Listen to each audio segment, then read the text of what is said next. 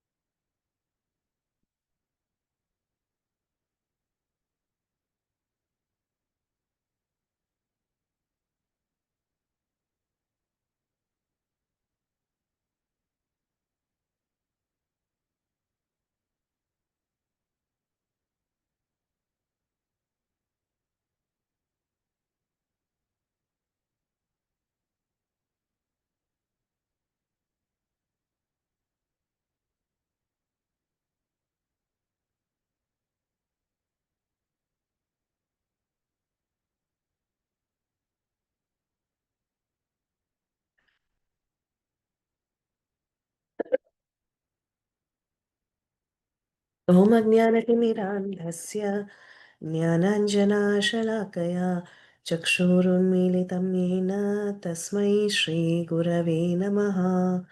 मुखं करोति वाचालं पङ्गुं लङ्घयते गिरिं यत्कृपातमहं वन्दे श्रीगुरुं दीनतारिणं परमानन्दं कृष्णचैतन्यमीश्वरम्। नमो ॐ विष्णुपादाय कृष्णप्रेष्ठाय भूतले श्रीमते भक्तिवेदान्त स्वामिन्निति नामिने। नमस्ते सारस्वती देवे गौरवाणी प्रचारिणे निर्विशेषा शून्यवादी पाश्चात्यादेशतारिणे। जय श्री कृष्ण चैतन्य प्रभु नित्यानंदा श्री अद्वैता गदाधार श्रीवासादि गौरभक्तवृंदा। हरे कृष्णा कृष्णा कृष्णा हरे हरे, हरे Ram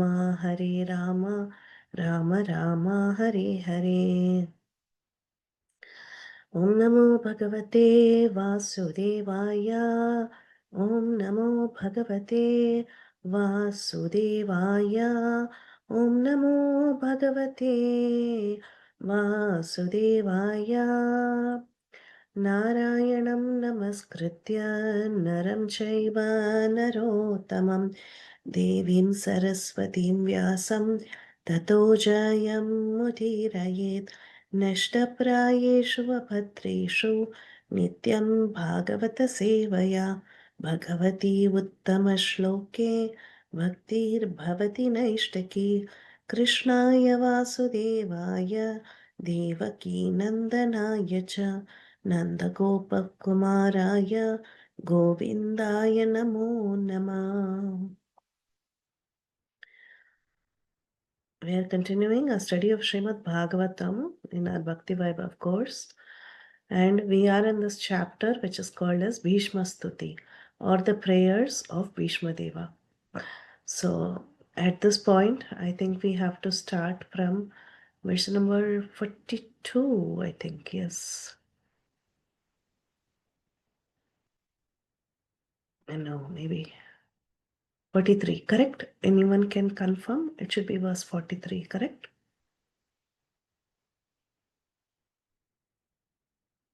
No, wait, I'm on low volume. Okay. I think so, Mataji. Thank you. सूत उवाच कृष्ण एवं भगवती मनोभाग्दृष्टिवृत्तिभिः आत्मन्यात्मानम् आवेश्य सो अन्तर्श्वास उपारमत्. Translation. Would anyone like to read the translation?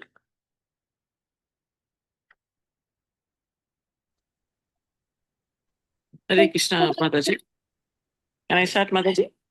Suta Goswami said that Bhishma Deva merged himself in the Super Soul, Lord Krishna, and the Supreme Personality of the Godhead with his mind, speech, sight, and actions, and thus he became silent and his breathing stopped. Very nice. Thank you. So, the context to this point of Bhishma Dev passing away is that in the beginning of the chapter, we saw how Bhishma was lying on the deathbed. He was completely pierced with arrows and he was lying there waiting for Sri Krishna to come. Then Bhishma Dev, when he sees Pandavas along with Krishna and many other sages coming, he welcomes them appropriately and he tries to encourage and pacify the Pandavas. Bhishma specifically glorifies the greatness of Krishna and he tells about the position of Sri Krishna as the Supreme Lord. Bhishma Dev then instructs Yudhishthir Maharaj about different topics. So he talks about different kinds of dharmas, Rajaniti, Stri Dharma, like that. He gives a lecture on many, many topics. And then we see the final moments of Bhishma Dev and his prayers. Beautiful, beautiful prayers. He wants to focus his mind on his worshipable deity, who is Parthasarathi. And then finally, he is ready to give up his body. So that is the context. We are now in verse number 43. So when Bhishmadev was giving up his body, he merged himself in the super soul Lord Sri Krishna. Sutta Uvacha Krishne Evam Bhagavati. So Krishna alone is the Supreme Lord and he merged everything, his mind, his manaha, vak, speech, drishti, sight and vritti activities. So he merged his mind, speech, sight and activities Atmani Atmanam, the super soul of all living beings, who is the Supreme Lord Sri Krishna, who alone is the Supreme Lord Sri Krishna. So he merged everything. His breathing stopped. Antashwasaha. His breathing completely stopped and he became silent. Such a beautiful way to give up the body. It's very, very fortunate, Vishmadev. So look at how not just his mind, not just his speech, not just his sight, not just his actions, everything was merged Atmani Atmanaha in that Supreme Personality of Godhead who's the super soul of everything. Krishne Evam Bhagavati, that Supreme Lord. And he is Shwasa, Antashwa, it became Antashwasa. His inhalation, it stopped. And finally, he became silent. Some people have the fortune of performing activities favorable in Krishna consciousness when they are leaving their body, but there is no guarantee that their mind may be fully absorbed. Some people, they may have their speech in Krishna consciousness, but there is no guarantee that their sight is absorbed in Krishna. Some people may be even seeing Krishna when they are giving up their life, but there is no guarantee their mind or their actions are absorbed in Krishna. But Bhishma Dev's great fortune is that his mind, his speech, his sight, and his actions, they were all merged in the Supreme Lord. He was so fortunate that Krishna himself was present right there in front of him, and he was able to give up his body in full Krishna consciousness. So it's a very great fortune. Very few, very, very rare souls can give up their body like this. So let's see what Prabhupada has to say in the purport.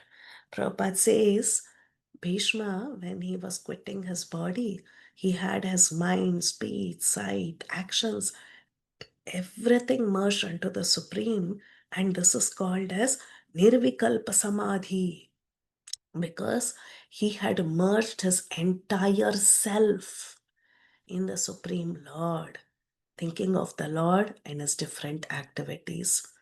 So he chanted the glories of the Lord, and by his sight, he began to see the Lord personally present in front of him. And his activities also became concentrated on the Supreme Lord. So this is a very, very great fortune. Yes, Prahladananda Prabhu has written a very beautiful verse. He says, this is from chapter 18 of the first canto. This was so because those who have dedicated their lives to the transcendental topics of the personality of Godhead, of whom the Vedic hymns sing, and who are constantly engaged in remembering the lotus feet of the Lord, do not run the risk of having misconceptions even at the last moment of their life. So nice. Haribol. Yes. So, very nice, Prabhu. Thank you so much. So this Bhishma Dev, he was in Nirvikalpa Samadhi, completely immersed, his mind, his actions, his thoughts, his speech, everything in the Supreme Lord. This is considered the highest stage of perfection. So we all know Bhakti means 9 processes: hearing, chanting, remembering, serving the lotus feet, worshipping the Lord, praying to the Lord, executing the Lord's orders, treating him as your friend, and fully surrendering. So these are the different processes of bhakti, and any one of these processes is capable of awarding perfection to a person who's practicing. But however, Prabhupada says everything begins with hearing. It is a very, very important item. Therefore, we hear the Bhagavad Gita, we hear the Srimad Bhagavatam. So, if at all we want to also become like Bhishma Dev, at the time of death, we want to absorb 100% in the Supreme Lord, we have to hear, we have to listen. We have to hear from Bhagavad Gita, from Srimad Bhagavatam. It is also important that we hear our chanting. Yes, chanting is the key, most important process, but again, it goes without saying that it has to be heard. So ultimately, hearing will situate a person in the perfect consciousness. Prabhupada says this unique situation at time of Bhishma Dev's death was attained. For Bhishma, it was possible. Bhishma was present. When Bhishma was giving up his body, Krishna was personally present. Right? He was very fortunate. Some people may ask, when I am giving up my life, there is no guarantee that the Supreme Lord will be present in front of me. How can everything be immersed in the Supreme Lord? So Prabhupada is telling you're doing the 9 processes of devotional service, beginning with hearing. Keep hearing, keep hearing, keep hearing. You can still achieve the same situation that Bhishma attained, though Krishna is not present in front of you. Krishna will make himself visible in front of you because of the absorption that you have.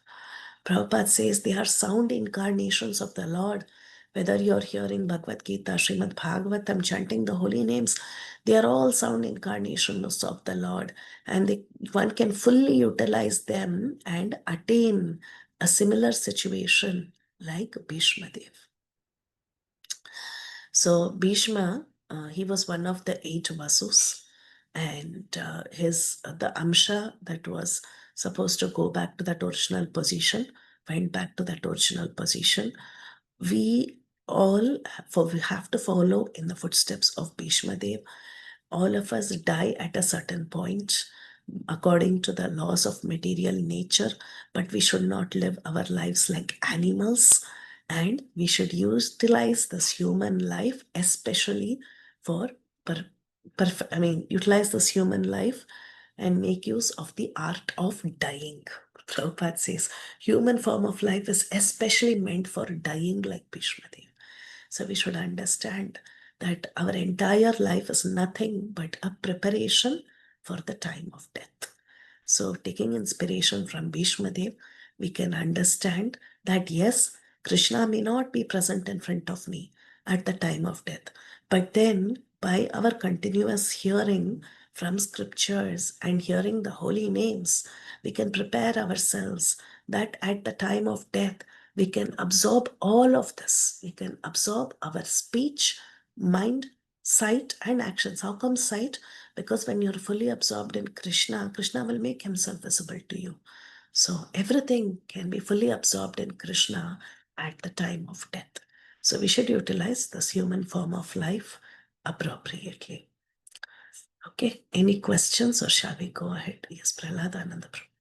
Dharma Pranam Mataji. I heard from His Holiness Radha Govind Swami that Bhishma Dev was on this bed of arrows for 58 days on that battlefield. That's the time duration he was on that bed. And another thing I heard was Sri Prabhupada was asked by George Harrison, the Beatle, that, my mother passed away and then I was chanting when she was passing away, what would be her destination, like that. So Prabhupada said that she went to Golok because, you are such a dedicated son that you chanted when she was passing away, like that. So I just wanted to share these two pieces of information. Thank you, Mata. Thank you, Prabhu. Thank you so much. It's very hope-giving. It's very, very hope-giving for all of us. Thank you. Thank you. Yes, Indulekha Mataji, would you like to add? Hi, Krishna Mataji. So over here you were talking about how one amsha of Bhishma Dev's soul went to the Vasus because that was his position. So Mataji, so that is one soul I just wanted to understand. And he is definitely a special personality who is also an associate of the Lord, right? That is why he has come here uh, for pastimes with the Lord. But in our case, are we one person? Can we have multiple fragments that go to different portions? I just was super confused about what is our identity there. The soul is one, but sometimes the avesh, the element that a personality carries is invested, a potency, specific potency of a personality is invested into that soul. So you'll see that even in Chaitanya Leela, many personalities, they are a mixture of many people. Like, for example, Haridas Thakur, he's a mixture of Prahlad, he's a mixture of Brahma, like that, right? So, then you see our Jagdananda Pandit. So, like that, there are many personalities, even Vishnu Priya Devi, like that. They could be a mixture of many people. The idea is that the soul is one, but the potency of some eternal associates is invested in them. Okay, so he could be that Vasu, but also an eternal. So he could be an eternal associate of the Lord. According to Vishwanath Chakravarti Thakur, Bhishma Dev is participating in the Lord's pastimes eternally in the material world. This is what Vishwanath Chakravarti Thakur says, according to him. But he also has this he's also invested with the power of many other personalities. So it's Bhishma Dev is in the Lord's eternal pastimes in the spiritual world, or that's like the question. Vishwanath Chakravarti Thakur? What did he say, Mataji? You said. Chakravarti Thakur says he continues to perform pastimes with the Oh, Lord yeah. in the material world. He says he keeps coming back. Okay, got it, Mataji. Yes, Mataji. Yeah, Padmini Mataji. Hare Krishna Mataji. Actually, you brought in that emotion of disappearing of Bhishma Dev. Mataji, I had one small question. Is that throughout these chapters that we have read, or Mahabharata, we have not seen him, Bhishma Dev was not indicated as a very dedicated devotee of Krishna, because most of the time he was in the other camp. Is there any reference really that say in the end that's what we are studying now, but is there any references earlier which also indicates that he was such a strong disciple of Bhagwan? Yes, Mataji. Even in Mahabharata also, he seems to be a very great devotee, very aware of Krishna. Only thing is, he had taken a vow to take care of this kingdom, and that's why he came to be known as Bhishma, right? One person who had taken a very strong vow for the sake of the kingdom. So for the sake of protecting the kingdom and for being loyal, he had to choose maybe the wrong side. But then Krishna teaches us that uh, you might be a great devotee, but if you choose the wrong side, then you are doomed. Basically, that's what happened in Bhishma Dev's life. Krishna tries to teach the world through his devotees. Sometimes he puts his devotees in certain situations to teach the world a lesson. Like, for example, Indra. What do you think of Indra, Mataji? Do you think he's a devotee or he's not a devotee? uh, if he had to go to that position of Indra, he should have been a devotee. Otherwise, God doesn't pick him up as to that position, isn't it, Mataji? But the Yeah. depiction of Indra is different for us, maybe for our sake. But if he Yes. is a post given, and if the if God has to choose him into that post, he should have been a dedicated devotee sometime. Yeah, he's actually a great devotee. Yes, you're right. He's a great devotee. And the depiction that we have of Indra, he's a rascal. That's what we think, right? Yes, yes, yes. And always, we have not read one good thing about Indra. No, Why Mataji, so? I asked this question because Vidura was always depicted as a very good devotee of Krishna because he was all in all. But Bhishma Dev was not given that Yeah, picture. yeah. That was my concern, and I was wondering, as you said, it could be for us to understand certain things. But in the end, when it was such a great description you gave, I was just thinking about this. Why was he not even at least a hint of that was for visitors? That was a big. They showed all these that he was such a devotee. So Krishna wanted to be only in his house. He was also eventually with Duryodhana's. But anyway, Vidura didn't have this kind of the death that is described as it is. But for Bhishma Dev, it happened. So is it that because he was a Vasu? Is it because it has some different inner meaning? I was just trying to ask you about that. We can't say that it has an inner meaning, but irrespective of whether the Lord is present in front of us, of course, Bhishma was very fortunate.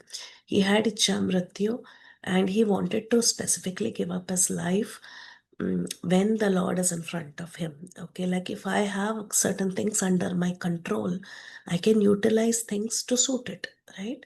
So he Yes, had yes. that opportunity. But it doesn't mean that Vidura didn't perfect his life, right? So Vidura, if you read Mahabharata, the way he gives up his body, it is very much 100% in absorption of Krishna, 100% in Krishna consciousness. So he also attained a perfect destination. So whether Krishna is in front of us or he is not in front of us is secondary. Some people have that fortune. Bhishma, time, place, circumstance, he could create that situation because he Ah, had a chance with you. yes. Thank you, Mataji. Hare Krishna. Thank you very much. Very well. Very well. Prahladananda Prabhu, please add. Mataji, Bhisma Dev is also one of the 12 margins, as we understand in this sense. So Yes. he's quite distinct personality in Bhagavad Dharma. So he has played the role in Shaiva Rasas, which is not one of the 5 main rasas, but still Very he good. is a Mahajan. So, he had this kind of love for Lord Shri Krishna in another ras. That's what I just wanted to add, Mata. Hari Bol, Hari Bol. Thank you, Prabhu. Tulsi Gopi Mataji. Hare Krishna Mataji, I was wondering that if Bhishma Dev participates in similar last pastime every time whenever Lord Krishna comes in his incarnations to material world as an eternal associate, and if every time he is suffering in the bed of arrows to make this pastime for everyone, right? So that's a huge sacrifice to always let your body be pierced and be in this pain for so many days, more than 2 months. So yes, that's really certainly he is qualified as a Mahajan because he eternally is willing to suffer to give a specific message for human beings. And I think maybe is that probably why it took Krishna's attention to be physically present and fulfill his wish? I guess, right? Is that right, that he will be in the bed of arrows every birth like this? Don't know. Because sometimes with the Kalpa Bheda, so the pastimes can vary a little bit here and there. We don't know how it has varied in other Kalpas, but I'm not sure. But yes, the point you made is very true. When he has taken the effort to stay put there, why the Lord won't give darshan for him? Right? He's making a big sacrifice. Yes, yes, Mataji. But exactly how it turns out every Kalpa, we don't know. Thank you. Very. Yeah, and so some other chat message. Yamananda Rai, Arjun, Lalita, Sakya, and Arjunia Gopi. Yes, Mataji, that's right. 3 different personalities. Yeah. Okay. 44. सम्पद्यमानाम् अज्ञाय भीष्मं ब्रह्मणि निष्कले सर्वे बभूवुस्ते तूष्णीं व्यामिषीव दीनायित यदे. Anyone for the translation? Hare Krishna, Mataji. Good. Knowing that Bhisham Deva had merged into the unlimited eternity of the Supreme Absolute, all present there became silent like birds at the end of the day. Hare Krishna. Hari. Yeah. He just left and he merged into the. Here, if you see the verse, it says Bhishmam Brahmani Nishkale. He merged into Brahman, the supreme absolute truth. Knowing that Bhishma Dev had merged into the unlimited eternity of the supreme absolute, everyone who was present there, they all became silent. And especially this analogy of the birds at the end of the day indicates that this verse somewhat may tell us that Bhishma Dev has actually attained the impersonal Brahman. This is how Chakravarti Pad analyzes this verse. He says, look at the analogy. It says, the birds became silent at the end of the day and he merged into Brahman. So it sounds like impersonal liberation. And then he explains to us that it is actually not impersonal liberation. Krishna was present in front of him. He very much got a personal associate position only. But the people who are present there, they thought, oh, he merged into the Brahman. There were different kinds of sages who were present there. Not all of them were devotees of the Lord. Many of them were Mayavadis, or I won't say Mayavadi, Brahmavadis. Many of them were Brahmavadis. So they thought, oh, he has merged into the Brahman. That is how they were conceiving his passing away. Let's see what Prabhupada says. He says, to enter into or to become merged into the unlimited eternity of the Supreme Absolute means to enter the original home of the living being. So here if it says Brahmani Nishkale means don't worry. Bhishma, he didn't go to impersonal Brahman. Bhishma, he went to the home of the Supreme Living Being. So he says, see, we are all parts and parcels of the Lord and we are eternally related to Him. How are we related to Him? He is the master, we are the servant. So the Lord is served by all His parts and parcels. Just like how for a machine to run, all the parts should be serving the running of the machine, right? All the parts are responsible to cooperate and function properly for the entire machine to run. Similarly, Prabhupada gives the analogy of the stomach. When we eat, it's not that I put food into my hands, into my chest, into my legs. I put food into my mouth so that I can feed my stomach. Just by the food entering my stomach, the entire body is nourished. So similarly, ideally, the devotee, we are all parts and parcels of Krishna. Every living entity is a part and parcel of Krishna. What is the best use of our activities is when we are serving Krishna. So as parts and parcels, we should be always attached to the service of the Lord.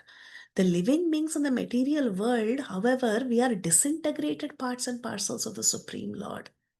That is our condition here. But when we get liberated, we become integrated parts. Now we are disintegrated parts, but when we are in the spiritual world, we become integrated parts. Here in this material world, it is called as Durga Shakti, or this, she is the superintendent of the prison house, and she is taking care of the disintegrated parts and parcels. Therefore, according to the laws of material nature, we are in a conditioned state. But then, once we are aware of this fact that we are stuck in this material world, we are disintegrated parts and parcels, we develop a spiritual urge that is called as Brahma Jijnasa, Atato Brahma Jijnasa, inquiry unto the Brahman. So, principally, this Brahma Jijnasa is successful by knowledge, renunciation, and devotional service to the Lord. Jnana or knowledge means knowledge of Brahman. Renunciation means detachment of material affection. And devotional service is devotional service unto the Supreme Lord. So, to enter the realm of that Supreme Lord, it is not enough if you're a jnani or if you're a yogi. You have to become a bhakta. Unless you are a bhakta, it is very difficult to enter into the abode of the Lord. If you're only a jnani, you can go to the impersonal race of the Supreme Truth. But as a bhakta, you will go to the spiritual planets known as the Vaikuntha planets. And there, these planets, they are predominated by Lord Narayana, and we can stay there in our original position. What is our original position? Being parts and parcels of Krishna, we are servants of Krishna. So we can serve Krishna in various rasas. What are the different rasas? We can serve him as a servant or as a friend or parent or as a fiance or in any other mood that we like in the spiritual world. But generally, the jnanis and yogis, the ones who want only knowledge and renunciation, they enter this impersonal glowing effulgence of the Vaikuntha planets. But the devotees, they actually go to the spiritual world.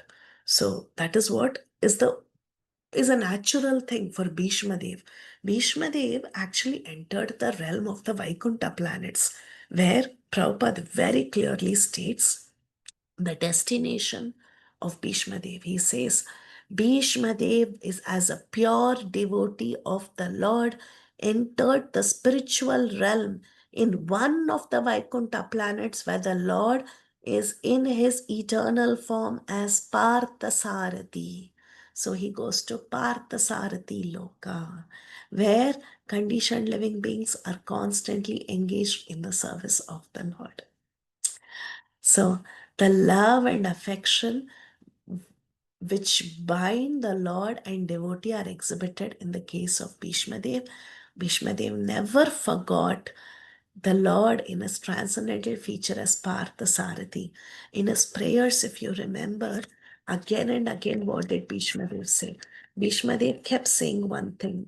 He says, may I have Rati for Parthasaka.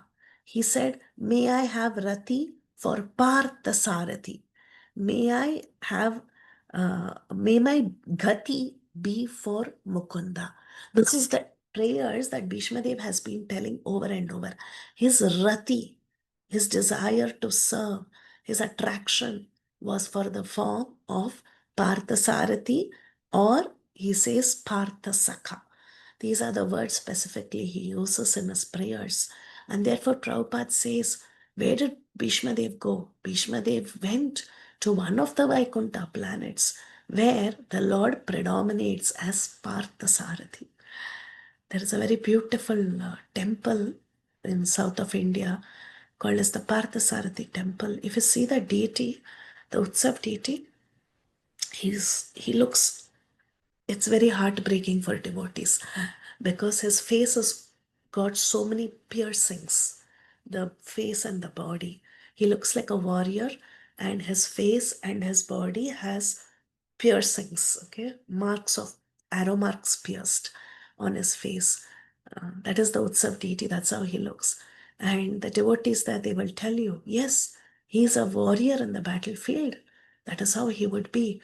He was pierced by the arrows of Bhishma Dev, and that piercing of the arrows were like the bites of one's fiancé. So Krishna enjoyed that. And Vishwanath Chakravarti Thakur also gives this analogy. When arrows were pierced on Krishna, he felt like as if roses were thrown on him, right? Or his fiancée was biting him. So that kind of rasa. If an ordinary person like me goes and sees that deity, we feel so bad. Oh, why is the Lord's form so full of bumps, so many piercings? But only a devotee who has that Veera rasa, like Prabhuji was mentioning, he had this rasa of chivalry. They can appreciate that form of the Lord. So, Bhishmadev, he never forgot in his transcendental feature as Parthasarathi. He never forgot the Lord as Parthasarathi. And he was present when Krishna was present right in front of him when he was passing away to the spiritual world. So he attained the perfection. He went to Vaikuntha. Beautiful passing. 45. तत्र दुन्दुप्यो नेदुर्देवमानववादितः संशंशु साधवो राज्ञं घात्पेतु पुष्पवर्स्तया. Anyone wants to read translation? Thereafter, both men and demigods sounded drums in honor, and the honest royal order commenced, demonstration of honor and respect. And from the sky fell showers of flowers. Hare Krishna. Dundubi. Dundubi means drums, right? It's a variety of drum. So thereafter, Dundubis were sounded, and the people from the upper planetary system, they were showering flowers when Bhishma Dev was actually departing. Here it says, thereafter both men and demigods, both of them, Deva and Manava, both of them, they were beating drums and showering flowers. This is interesting. Prabhupada actually comments about this greatly. He was a very special personality. Not only people of this world were honoring his passing away by beating drums and showering flowers. We see that that happens quite often. A great personality passes away. In material calculation, he might be a great person. People have proper honorary send off for such a person. Like, for example, a great soldier dies for the country. Right? And he has a proper, uh, he's given a lot of honor. His final rites are given a lot of honor, and then he's covered with the flag and all that. So, and then there are gunshots as a mark of respect. Similarly, in this world also, any great person passes away, there is a lot of honor from the men of this world. But this person was not any ordinary man. He was one of the Vasus. So not only the human beings, but also the demigods, they all showed great respect for this great Mahajan. Prabhupada says, as a Mahajan, he was on the level of Brahma, Narada, and Shiva, although he was among the ordinary human being. Just like our Prahladananda Prabhu was mentioning some time back. Yes, he was like one of the human beings. He was like one of the personalities in the Kuru Sabha. But he was no ordinary person. He was on the level of Brahma, Narada, and Shiva. So that was his qualification. And Bhishma Dev was known all over the universes. Actually, it is not that he was known only in this material world. He went and studied under Brihaspati. His education was under Brihaspati, right? So he was educated in the higher planetary system. He was known by everybody. He was well known in all the universes. And Prabhupada says that this interplanetary travels, it's not something new. It was there. Today we are doing it by mechanical methods. But in those days, it was by finer methodologies. Ganga Devi, she presents her son Devavrata only after his education was complete to Shantanu, right? That is Bhishma Dev. Bhishma Dev, when he grew up in the higher planetary systems.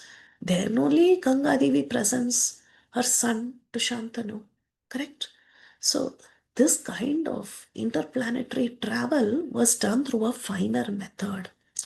Now, when this great personality was passing away, the news spread far and wide. Everybody knew, even the people in the upper planetary system, they also got to know. And they were dropping flowers.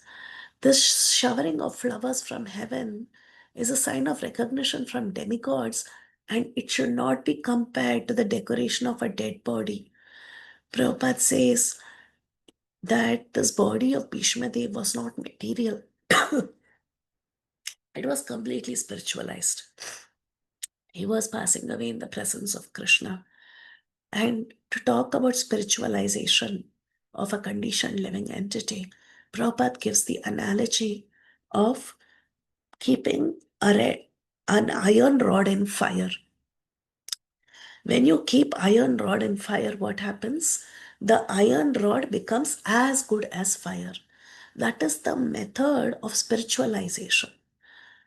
Even in our own activities, day-to-day activities, we just say add Krishna and your activities are spiritualized.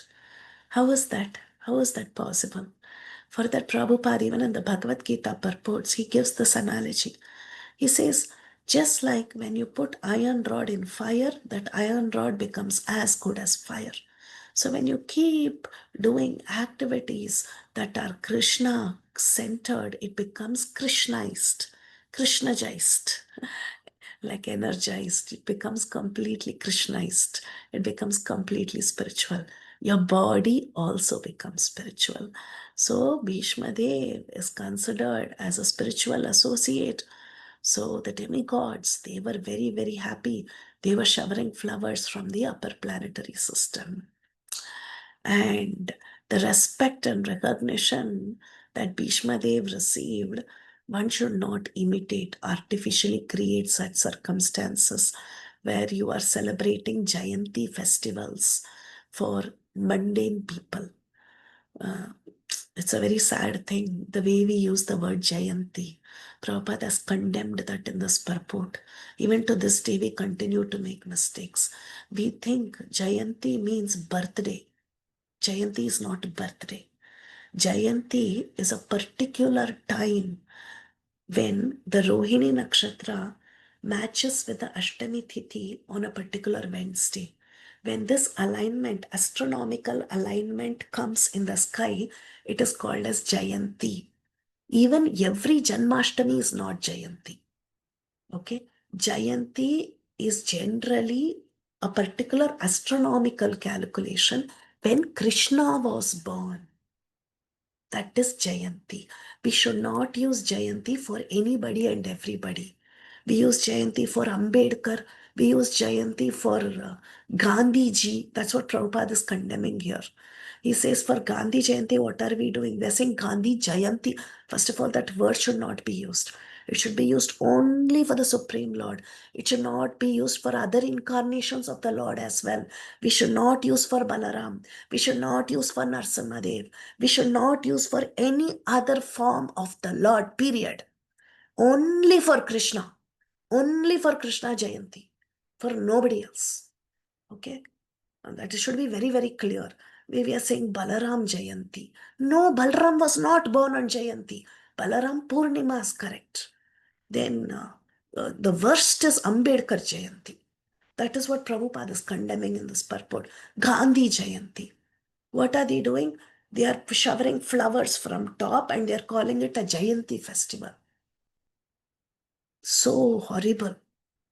Prabhupada says here, the respect and recognition of Bhishma Deva are never to be imitated by artificial means, and it has become a fashion to observe the so-called Jayanti ceremony for any and every common man. According to authorized Shastras, such a Jayanti ceremony for an ordinary man, however exalted he may be, materially or is an offense to the Lord, because Jayanti is only reserved for the day when the Lord appears on earth. Specifically, it is reserved only for Krishna, not even for the other incarnations. So Bhishma Dev was unique in his activities, and his passing away to the kingdom of God is also unique. So there are two learning points in this section. One is we should not use the word Jayanti very loosely. It's not birthday celebration. Jayanti is a specific combination of a tithi with a nakshatra, with a day, with a time when Krishna appeared. It's very precious. We should not loosely use it everywhere, especially for ordinary human beings. And secondly, this Bhishma Dev, he was a Mahajan. His passing away is not like the passing away of any other personality. And when he passed away, demigods were showering flowers, and even human beings were celebrating his passing away, because they knew that his body was fully spiritualized and he was going back home, back to Godhead. Okay? Has anything to add? Or we'll go to text 46. Okay, we'll go to text 46. Tasya nirharananandi sampratesya bhargava yudhishthiraha karayitva muhurtam dukkito abhavat. Anybody for the translation? I can read, Mataji. O descendant of Bhragu, Shaunaka, after performing funeral rituals for the dead body of Bhishma Dev, Maharaj Yudhishthir was momentarily overtaken with grief. Hare Krishna. Hare. Yes, it is true, right? When we have a personal relationship with someone, it is natural to grieve. It is a natural process. One doesn't say that when you lose a loved one, you should not grieve. Yes, you should grieve. But then we should be matured enough to understand how much to grieve. That is what our scriptures keep telling us over and over. In almost every other canto, you will see the separation of loved ones. Just now, we all saw the separation of Narada Muni from his mother. Narada Muni, yes, he also had grief. He was a very young boy. He also had grief. But then how did he take that separation? He took that as a mercy of the Lord. Kunti Maharani, she says, give me more and more troubles so that I can think of you better. Cut off my ties with the Vrishnis and the Pandavas. She also speaks like that. But nobody says you should never grieve. Yes, we feel grief. When the spiritual master leaves us, we feel grief. When our family member leaves us, we feel grief. But the problem is when we get engulfed in that grief. We should understand that the soul has moved on to a better position. We should celebrate. Celebrate meaning not have a party, but we should feel happy for the soul, that the soul has made progress to a better position. That is celebration. And let's see how Yudhishthir Maharaj felt. So Yudhishthir Maharaj definitely felt grief, right? His own family member. Bhishma Dev was not only a great family member of Yudhishthir Maharaj's family, but he was also a great philosopher, a friend to his brothers and his mother. He was a guide. He was a guide to the entire family. Maharaj Pandu, the father of the five brothers of the Pandavas, headed by Maharaj Yudhishthir, had died. And Bhishma Dev was the only person who was guiding the Pandavas. He was like a grandfather to the Pandavas, the caretaker of Pandavas. He was taking care of the daughter-in-law Kunti Devi. So he gave a lot of time to the Pandavas. And although Dhritarashtra was there, it was Bhishma Dev who was taking very good care of the Pandavas, because we know that Dhritarashtra was ultimately on the side of Duryodhana, scheming against the Pandavas.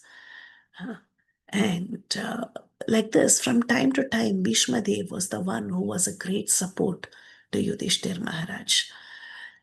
Bhishma, he died very, very happily, after seeing Yudhishthir Maharaj on the throne. Otherwise, he would have quit his body long time back.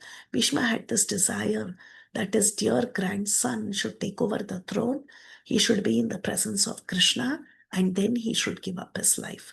He was simply waiting for the opportune moment so that he could see that the son of Pandu, Yudhishthir, has taken the throne. This entire Kuru dynasty is in safe hands. And he could also see Krishna personally. He wanted to see Krishna in front of him before he passed away. So this was all chosen by Bhishma Dev. But Maharaj Yudhishthir was very aware of this. He knew, he was feeling grief because, oh, he was my great caretaker. He took such good care of me. He's my grandfather. He was thinking like that. He was feeling great separation. But still, he was feeling happiness. He was quite aware of the good wishes of Bhishma Dev.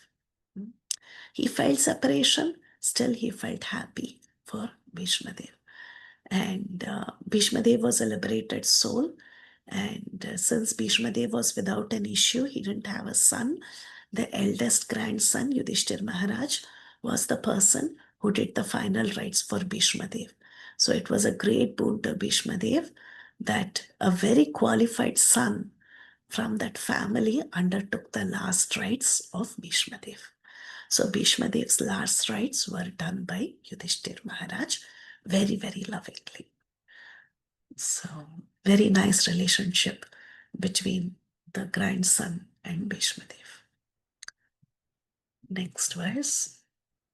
Tushtur munayo rishta krishnam tad guhyanamabihi tataste krishna hridayaha swasarman prayayu puna. Translation, anybody? All the great sages then glorified Lord Sri Krishna, who was present there by confidential Vedic hymns. Then all of them returned to their respective hermitages, bearing always Lord Krishna within their hearts. Very nice. Thank you, Mataji. So we are talking about final rites, right? In any final rites ceremony, all these ceremonies, yes, we honor the soul who has passed away. But in any such ceremonies, who is glorified? It is Sri Krishna. Krishna is glorified in all the final rites. All the final rites is done for the pleasure of the Supreme Lord. Actually, we do anything, you do all these Pitra Karya and all that, right? Everything is done for the pleasure of the Supreme Lord. The Supreme Lord said so, so it is being done. It is like that. So after the final rites is done also, there is glorification of the Supreme Lord. You watch any ceremony, yes, there is a lot of grief. People are thinking about the soul who has passed away. But at the end, there should be prayers recited for the Supreme Lord. Okay, everyone's mind should be glorifying the Supreme Lord. So the devotees of the Lord, see how Prabhupada starts this purport. Prabhupada says, the devotees of the Lord are always in the heart of the Lord, and the Lord is always in the heart of the devotees. Anyone remembers a verse from Bhagavatam? Somebody put something in chat. Praladananda Prabhu put YouTube video. Samoham sarvabhutesu. That also he says that. Yeah, one more Prabhu. The devotees of the Lord are sadhavo hridayam. Yeah, sadham, yes. Yes. Mm. So, Right. here, yeah. So he says that devotee, well, yes, Mataji. In 15th chapter, Mataji, Maya Tattva. Yeah, why not? Yes, Mataji. Yes. अहं भक्तपराधीना हि अथ स्वतंत्र इव द्विज साधुभिर्ग्रस्तहृदये भक्तैर्भक्तैर्जनप्रिया. Beautiful. So many verses. Huh? So nice. So the devotees are always in the heart of the Lord, and the Lord is always in the heart of the devotees. Yes, this is the relation between the Lord and the devotees. And due to unalloyed love and devotion for the Lord, the devotees are always seeing Him within themselves. And the Lord also, although He has nothing to do and nothing to aspire to, He's always busy in attending to the welfare of the devotees. So for the ordinary living beings, the law of nature is there for all actions and reactions. But he's actually very, very anxious to put his devotees on the right path. The devotees are under the care of the Lord, and the Lord also puts him under the care of the devotees in only. So like this, all the sages who had come there, of course the Vaishnava was glorified, but the ending ceremony of any such situation where they are doing this, where they are honoring a Vaishnava, is they offer Vedic hymns in glorification of the Lord. So the sages headed by Vedavyas were devotees of the Lord, and they all chanted Vedic hymns for the funeral ceremony just to please the Lord who was present there personally. All the Vedic hymns are chanted just to please Lord Krishna. And this is, like you all said, Bhagavad Gita 15:15. All the Vedas, Upanishad, Vedanta, they are all seeking him, they are glorifying him. The sages, therefore, after performing the funeral rites, they all chanted for the pleasure of Krishna and they went to their respective hermitages. So, any final rite ceremony should always end with chanting the glories of the Lord.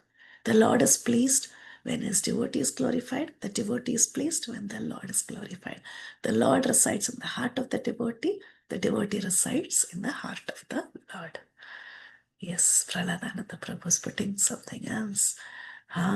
He says 9468 Sadhavo Hridayam Mahyam Sadhunam Hridayam Tua Aham. The pure devotees is always within the core of my heart, and I am always in the heart of the pure devotee. My devotees do not know anything else but me, and I do not know anything else but them. Who said this? The Supreme Lord said this to Durvasa Muni.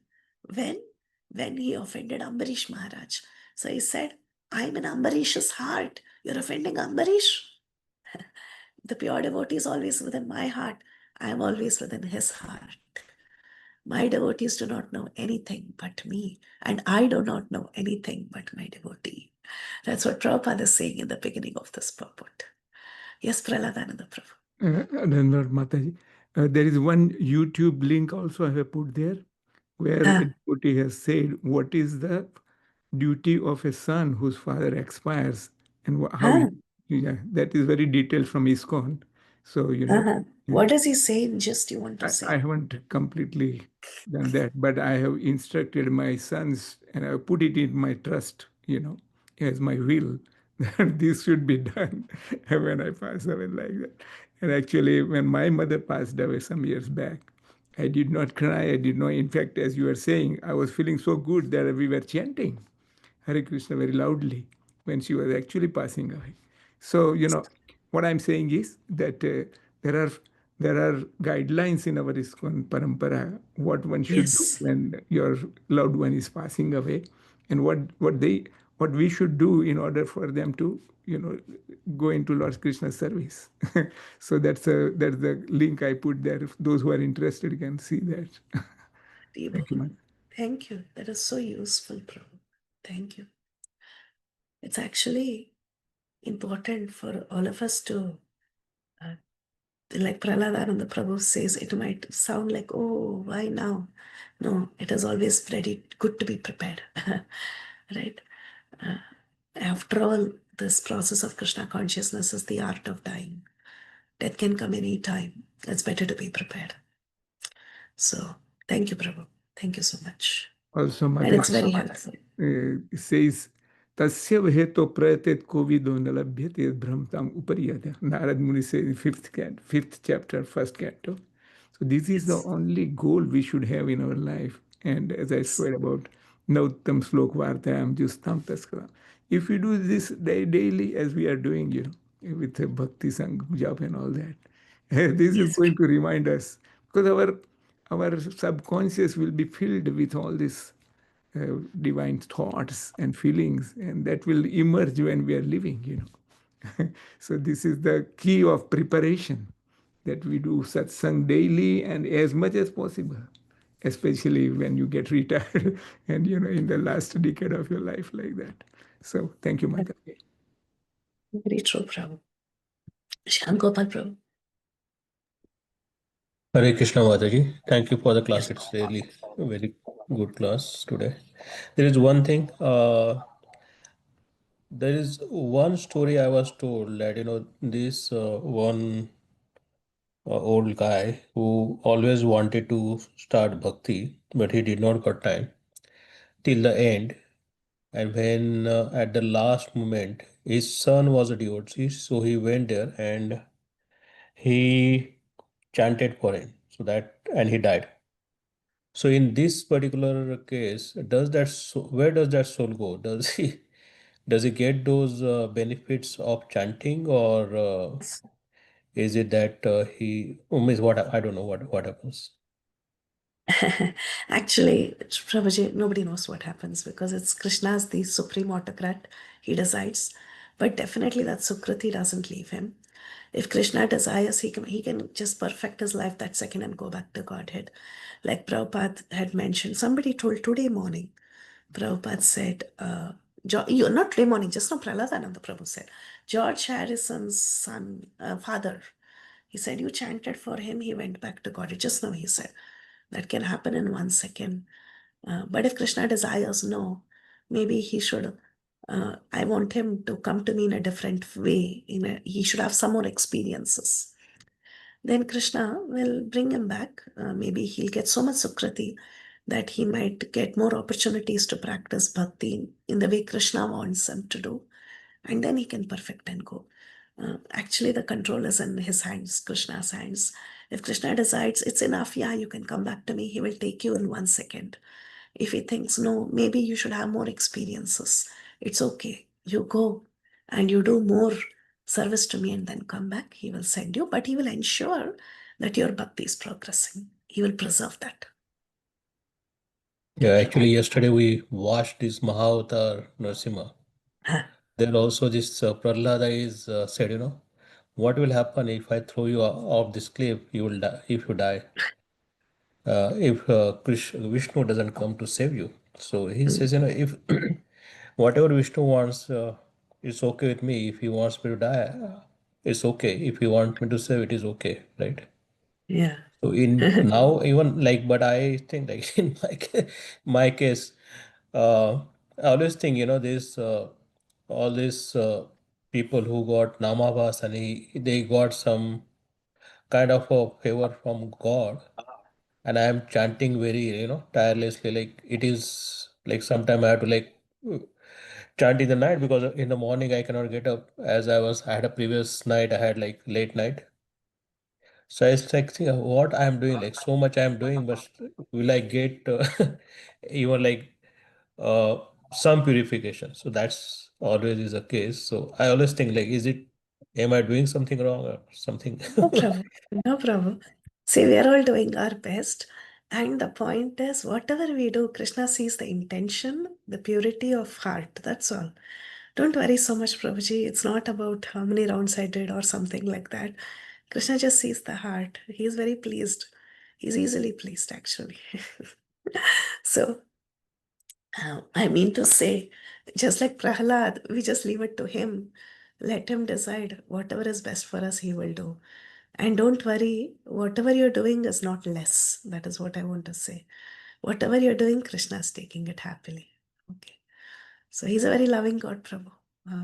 We are not qualified enough, but he will give us what he will take us back, Prabhu. Thank you. Sometimes we are told, oh, until you do this, you will not enter Goloka Vrindavan. It's not like that. Krishna loves us so much, Prabhu. He says whatever is suitable. If he feels that okay, this is enough, you come back. He's the supreme autocrat, like I told you. If he feels okay, you can do only so much. Fine. I think it's time for you to come back. He will take you. If he feels no, I want you to take one more birth. I want you to inspire so many more devotees. I want you to take up this project and become a torchbearer of this to inspire more devotees, spread Krishna consciousness. He'll put you back in this world. Ultimately, he wants you for his service. That's all. Whatever is good for the soul, that he will do. So whether he puts you back here or he takes you back, he's doing it for our best. That's all. He loves us. So don't worry. Okay, I didn't wake up today. It's okay. He sees Bhavagrahi Janardana. That's all. Okay. Yeah. But again, it's not a license. I'm saying this for myself, not for you, Prabhu. You're very well situated. I'm saying it for myself. I shall not take it as a license for me to become oblivious to my chanting. That's all. Okay. Thank you, Mother. Very well. Also, Mataji, may I add here? Yes, please. Arjun had the same doubt, that's why he's asking the 6th chapter, 37th sloka. Ayate hi sraddhya yoga chalit manasa. So Prabhupada Maharaj has given very nice mathematics of, whether we have done 10% or we have done more than 50%, what will happen, You will be elevated according to your material desires, stock of material desires. You will be elevated to higher planets. When you finish those desires, you'll come back, but you will not come back like karmis or karmakandis. Yeah. You'll come like as a bhakta. Yoga prashtha. Yeah. And then from there you will start. And those who are advanced, they will directly, etad durlabham janma, he says like that. So some people come back as the last birth. Okay, that will then they'll be out of this material world. But those like us who have not completed so much and we are in sadhak stage or that, Krishna will bring us back all the time and keep us in progress so that we can increase. Plus, whatever you have done, he has promised Neha Bikram Nasasto Pratyavan. So it keeps on adding up till we become completely pure in our heart by his mercy and Srila Prabhupada's mercy like that. So this is a nice question, and its answer is also given in that 6th chapter. The mathematics is so nice, Prabhupada explains. Thank you, Matagi. Haribol, beautiful, nicely backed up by Shastra. Thank you, Prabhu. Haribol. 48. Tato yudhishthiro gatva saha krishno gajahvayam pitaram santavyamasa gandharim cha tapasvinim. Gandhari is called as tapasvini. And what happened? Maharaj Yudhishthir, he went to his capital, which is called as Gajahavyam. That means it is Hastinapur. Hasti, Gaja. Gaja and Hasti are the same, right? So Hastinapura, that was the capital. After Maharaj Yudhishthir at once went to his capital Hastinapura, accompanied by Lord Sri Krishna. With Krishna, what happened? He went and consoled his aunt Gandhari and his uncle Dhritarashtra. And Gandhari is specifically called as Tapaswini. Why is she called as Tapaswini? Prabhupada says Gandhari was a powerful ascetic. Although she was a faithful wife and a kind mother, Gandhari voluntarily blindfolded herself for the sake of her husband. So she was very, very true. And she was a great ascetic. She took on voluntary difficulties. And she suffered her whole life because all her sons, her grandsons, they were all killed in the battlefield. It was too much for a woman. She went through too much. She suffered like an ascetic, so she's called as Tapaswini. And she's no less than Bhishma Dev in her character. She had a very high character. So she's called as Tapaswini. They are remarkable personalities, Prabhupada says. So Yudhishthira Maharaj had to go back to the palace and console the old ones. Generally, when there is death in the family, if you have observed, the older people are more affected than the youngsters, actually. I don't know if it's only me who has observed it, but I see that the older people are more affected. I don't know. Maybe they feel the death is nearing them also. That is why they are more affected, and they are very soft and pliable in that old age. They are the most heartbroken. Yeah. So anyway, Dhritarashtra and Gandhari, they were back in the palace. They had lost their sons in the battle, and their grandsons were also gone. They were passing their days in great agony over so much heavy loss. And now the death news of Bhishma Dev also they had to hear. That would have been a big shock, right? So Maharaj Yudhishthir had to go back to the palace and offer solace. So he immediately went along with Lord Sri Krishna, and he spoke kind, consoling words to both Dhritarashtra and Gandhari after the passing away of Bhishma. K49. Pitra chanumato raja Vasudeva anumodita Chakara rajyam dharmena Pitrapaitamaham vipuhu. Translation, anybody? Hare Sure. Krishna. Af- Go ahead. Thank you, Mataji. After this, the great religious king, Maharaj Yudhishthir, executed the royal power in the kingdom strictly according to the codes of royal principles approved by his uncle and confirmed by Lord Krishna. Hari. Hari. Hari. So he was a very, very good king, pretty much. He stuck to the codes of royal principles that was approved by his uncle Dhritarashtra, because Dhritarashtra was the earlier ruler. So he took permission from Dhritarashtra as and when needed.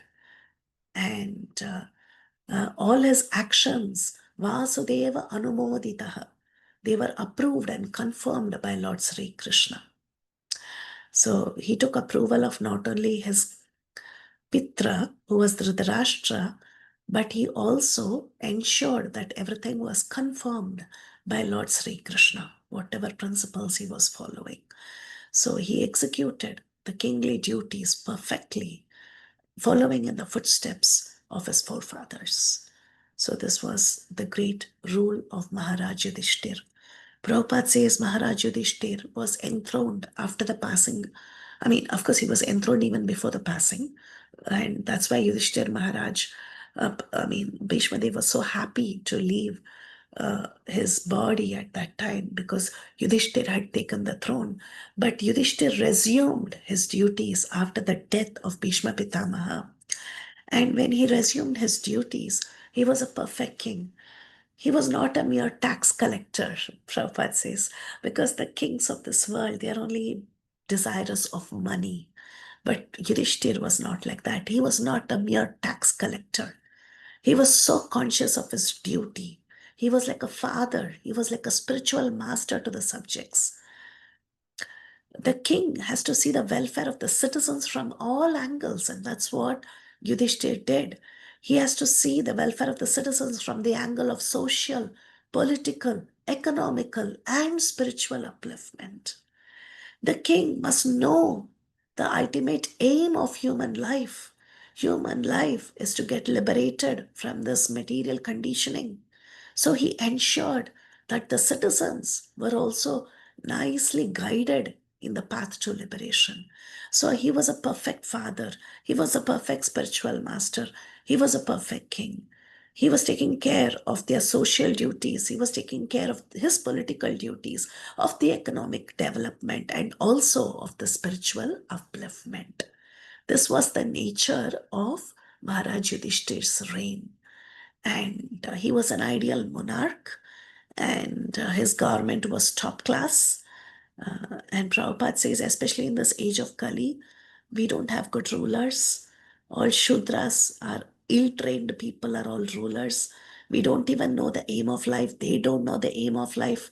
They are not guiding anybody towards any sort of well-being. So today's world is a total mess. So the votes that we are casting is all useless. Our representatives are useless. But we should learn from personalities like Yudhishthir Maharaj. Great administrators like Lord Ramachandra, Yudhishthir Maharaj, Parikshit Maharaj. So these are great kings.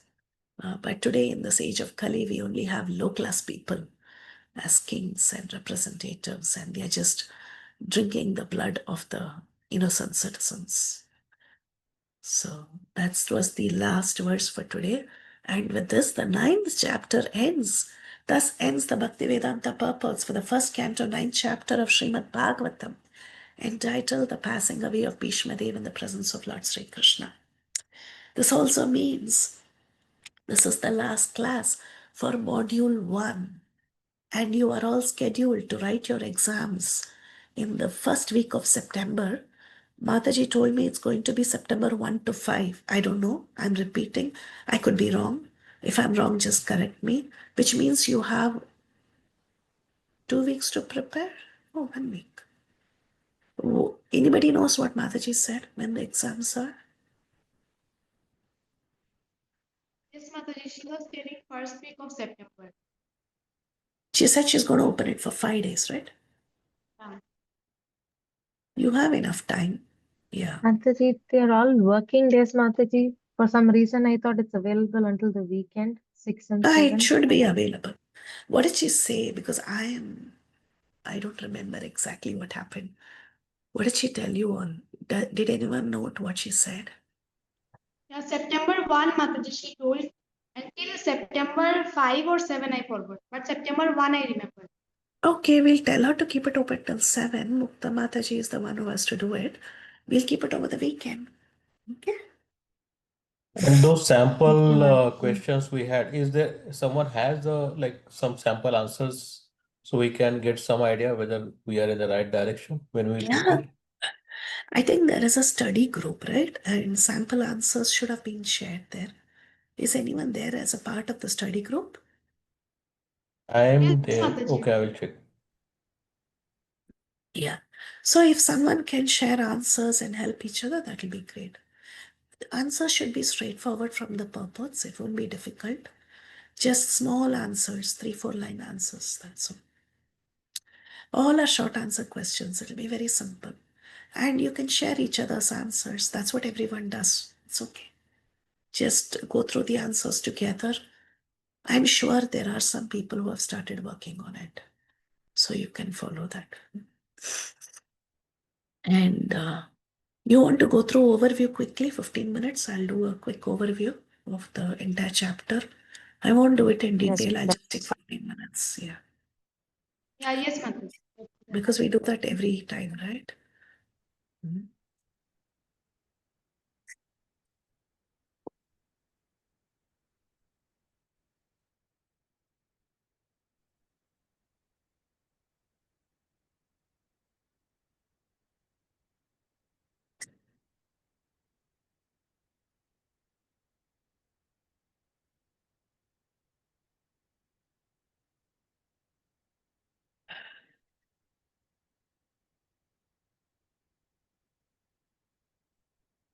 Not yet downloaded.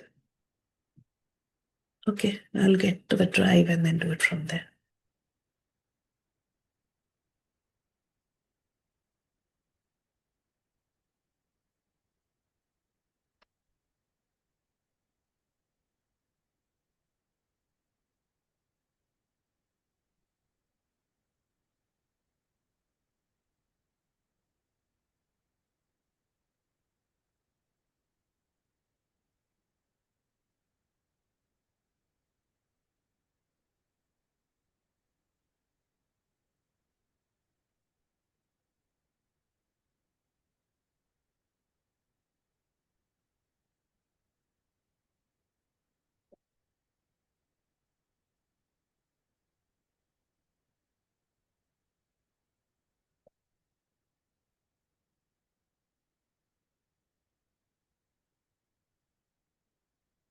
Okay, passing the way of Bhishma Dev 1.9. The first few verses, how this chapter started is, in the previous chapter itself, Krishna was ready to leave, right? After hearing the prayers of Maharani Kunti. But then Yudhishthir stopped him. Yudhishthir was feeling very, very bad that so many people had been killed because of him. And though Krishna tried to console him, Yudhishthir was not convinced. And that is when Krishna decided that Yudhishthir should meet Bhishma Dev, who was lying on the bed of arrows. So they decided to go there to the spot where Bhishma Dev was lying down. Sages from all over the world had come, including Vyasa, Dhaumya, Parvata, Narada, Angirasa, all of them. And we saw about all these sages. And they were all welcomed by Bhishma with sweet words of expressions. And Prabhupada talks about how depending on time, place, and circumstance, you can actually welcome people. In his circumstance, he could not get up and offer Argyam Padyam and all that, but still, based on pleasant expressions, he could welcome them. And then he looked at the Pandavas, and he was overwhelmed with grief looking at the Pandavas, and he said, Aho Kashtam, Aho Anyayam, what terrible sufferings you had to go through. You've suffered so much. Even your mother Kunti, she has suffered all her life. And this cannot be because of karma, but it could be because of inevitable time. But then he says, how can there be reversals in the presence of the son of Dharma and in the presence of Krishna himself? So ultimately, it is all the plan of the Supreme Lord. It is all because of the Supreme Lord's plan. Who can understand the Lord's plan? He says. It is very, very difficult to understand the Lord's plan. All that we can do is accept the Lord's plan and move on. And then he looks at the Lord who was right in front of him, and he says, this Krishna who's standing amidst us, he is none other than the Supreme Personality of Godhead. Esha vai Bhagavan Sakshat, Adyo Narayana Puman. He calls him Adi Narayan, and Mohayan Mayaya Lokam, Godas Charati Vrishnishu. He's moving around one of us in a covered manner, calling himself as one of the Vrishnis. But who is he? He's the Supreme Personality of Godhead. And he says great Mahajans like Lord Shiva, Narada, Kapila, all of them, they know his glories. And he's also one of the Mahajan. He's quoting the other Mahajans and he's telling, they all know the glories of Krishna. And he tells the Pandavas, out of ignorance, you might be thinking he's your maternal cousin, your friend, your messenger. But then understand he's the Supreme Personality of Godhead. I'm so grateful that he has come in front of me at the end of my life. And Krishna will come, not for everybody, only for devotees. That is the power of bhakti. Bhaktya veshya mayo yasmin vachayan nama kirtayan tyajan kalevaram yogi muchyante kama karma bhi. So this beautifully the Supreme Personality of Godhead appears in the mind of the devotee by attentive devotion and meditation. So when you're a devotee, that Supreme Personality of Godhead will appear in front of you. And that is when he begins to talk, he begins to instruct Yudhishthir Maharaj. He speaks about many, many topics. He talks about Varnashrama Dharma, he speaks about Vairagya, about Dana Dharma, Raj Dharma, Stri Dharma, Bhagavat Dharma. He talks about various topics, Dharma, Artha, Kama, Moksha. Then the Uttarayana begins. The auspicious moments come. That is when this man who spoke on various different topics, full of thousands of meanings, stopped speaking and he wanted to focus his mind on the Supreme Lord. He began to meditate on the beautiful form of Lord Sri Krishna who was in front of him. And he said, let me invest my thinking, feeling, and willing on Satvata Pungava, on the Supreme Lord. And he begins his beautiful prayers. Tribhuvana Kamanam Thamana Varanam. So he says, let my thoughts, let me have Rati for Vijaya Saka, who has a dark tamal tree-like body, glittering clothes and lotus face surrounded by locks of hair. On the battlefield, the flowing of the hair of Lord Krishna turned ashen due to the dust raised by the hoofs of the horses. And because of his labor, beads of sweat wetted his face. All these decorations, intensified by the wounds dealt by my sharp arrows, were enjoyed by him. Let my mind go towards Krishna. So there in the purport, we see the analogy of throwing roses and the bites of a fiancé. So he was enjoying it. Bhishma Dev was enjoying Veera Rasa with Krishna. So he was in a chivalrous relationship and he fixes up his mind on Krishna in that form. He says, may I have Rati for Partha Sakha? May he become my object of attraction. Sacrificing his promise, he ran towards me, holding the wheel of a chariot. Let my gati be towards Mukunda. May I have Rati for Partha Sarathi, with his whip in the right, reins in the left, carefully protecting Arjuna, awarding liberation to those who died on the battlefield. Then he remembers the topmost devotees who are the gopis, and he talks about how Krishna's smiles attracted the gopis and binded them with ropes of love. And then he thinks about the form that he's very fond of. He says, when I saw him in the Rajasuya Yajna, that form was so beautiful. Now I meditate on that Krishna who's in everybody's heart. And he becomes silent. He stops breathing.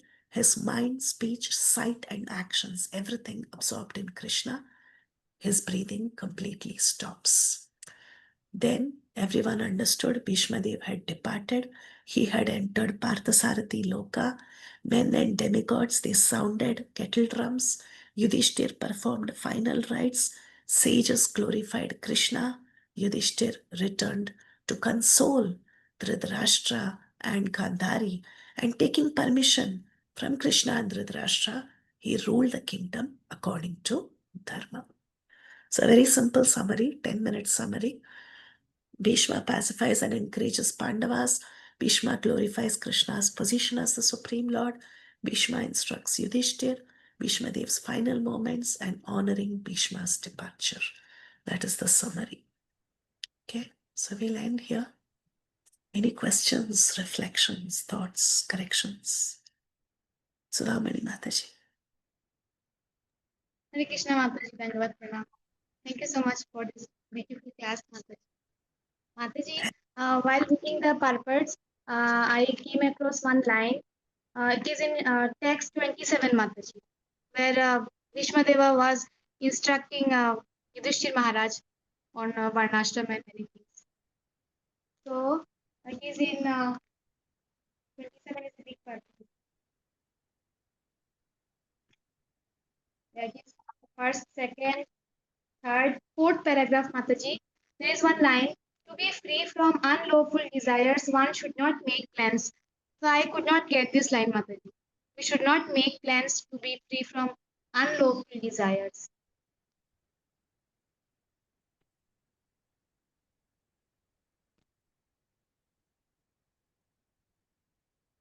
On what desires? Unlawful desires.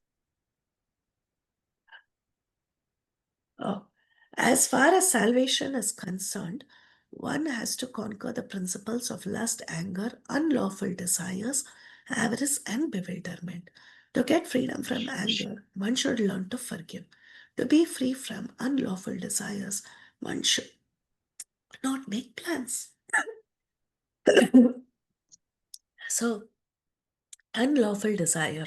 If that desire is not as per proper rules and regulations, if your desire is breaking certain rules and regulations, don't make plans towards those desires. I mean, stop making plans. Like, you know what is wrong, okay? Like, for example, you know very well that meat eating is wrong, okay? For us, it is unlawful. It is not as per our ISKCON law, okay? So, meat eating is unlawful. So, don't keep meditating on it. Don't keep planning. Don't keep thinking about how it tastes or whatever. Don't delve on it too much. So the more and more you let your mind delve on it, then you will end up going and breaking the rule. You'll end up going to the meat shop, you'll end up doing it. So don't make plans. Leave it. It's not there for you. Just say, okay, it is not for me. Leave it. That's all. Make sense? That means for unfavorable things which are not favorable for our bhakti, even if mind goes, we should try to bring it back. Yeah, don't think about it. Just erase it from your mind.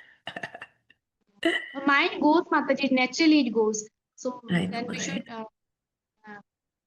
Try try not on to our part. feed into it. Yeah. Try. Okay, Mataji. I was thinking that not make plans means not make any plan for anything. So I was thinking on that. Okay, Mataji. Now I got it. Thanks. Very well. Anything else? Prahlad Ananda Prabhu, you say Dhanvat Mataji. I was just reflecting on Mata Gandhari. She is given as Tapaswini, and she was, Prabhupada says, she was as great as Bhismadev. Bhishma. Right? So this is all because of the power of chastity. You know, she herself became blind artificially to be dedicated to her husband, like that. I'm attending to Mahabharat classes every Sunday, Monday from India. So there is one story there about a chaste woman. There was a yogi who became powerful, and he went to meditate, and then he was meditating under a tree, and some bird put their things on his head. You heard of that story? Yes, Kaushika. Yes. Then he looked at the bird, and it got burnt. Yeah. Then he Dharmavya story. Yeah. then he went to go begging, and there when he was begging from one Mataji from Gruhastha, then she said, "Wait, Prabhuji, I'll give you some food." And then she got busy in serving her husband. Your husband. And then when she came back, he was very angry that, why. And the woman said, I am not like that bird that you can burn. So this is the power of her chastity. She could feel, she could realize like that. And there is another word which is used for Mother Devhuti, for dedication to Kardam Rusi. That's known as Ingit Kovida. That's Ingit Kovida is a chaste woman who can read her husband's mind. Say that again. Who can read?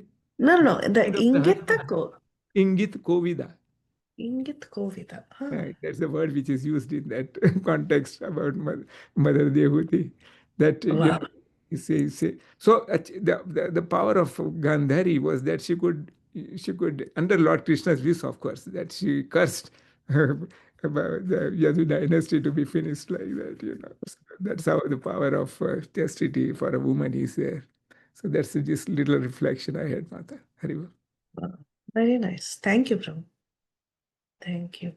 Yeah, I like Ingita Kovida. That's very nice. Thank you.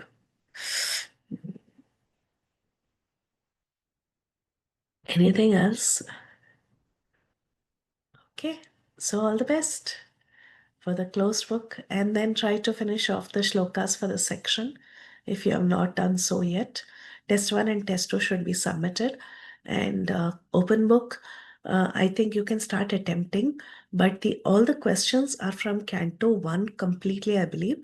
So just start attempting now itself, and CBTs have to be completed in the stipulated time. Shloka should also be completed, because that way assessment can start once you are done. So we plan to keep doing assessments parallelly. Don't keep any pending, because it'll be difficult for you also to complete, for us also to keep track. So ensure that before you do your CBTs, your shlokas are turned in, and then OBT, at least till what is covered, till chapter 9, whatever questions you can attempt, please attempt. And CBT should be done during that time, because the exam opens at a particular time and closes at a particular time. After that, it will be difficult for you to come back and do the exams.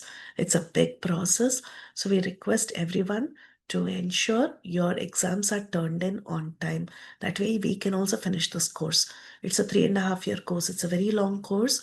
If we lose track of what we are doing, we will never finish the course. Okay, so